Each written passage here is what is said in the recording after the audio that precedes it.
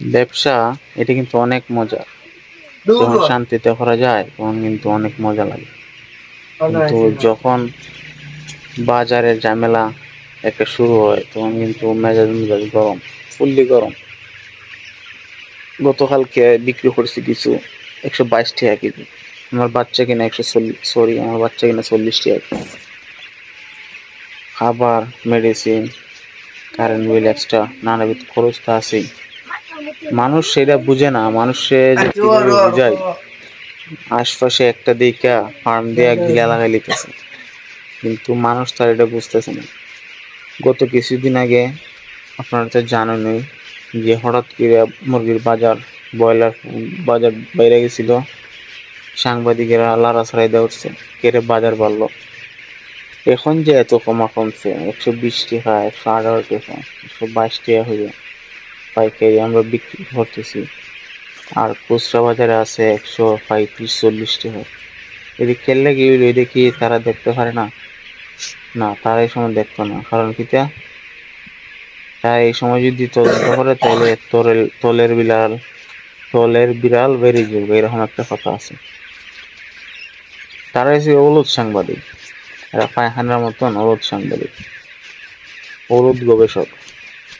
এরা তারপর সুবিধা মতো বাইরিব, সুবিধা মতো গর্ত দিকে ঢুকবো।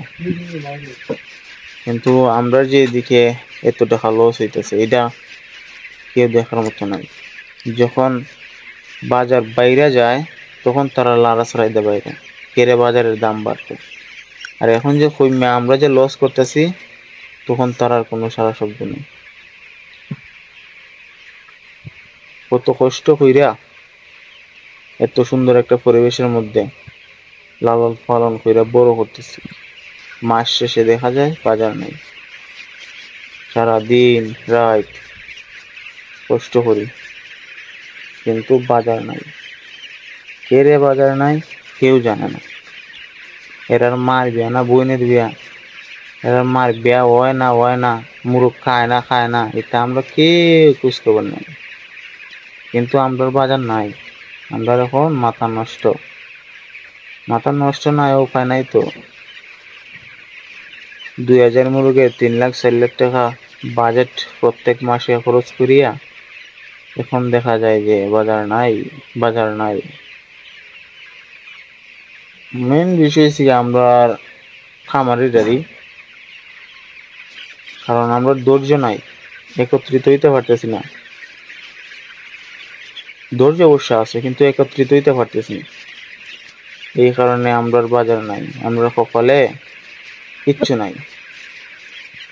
যাই হোক, আল্লাহর কাছে বিচার দিলাম, লস টস যা আছে তো আমরারই। আর সাধারণ আমজনতা, তোমরা যারা মুরগি খাও, তোমরা আমার টেস্টটা খাও ছয়া। তোমরা বাজার বাড়লোই খালি তুমি ডকেরা বাইরে গেছি, এখন যে কমছে আমরা এখন কি অবস্থা হইতো মাদার।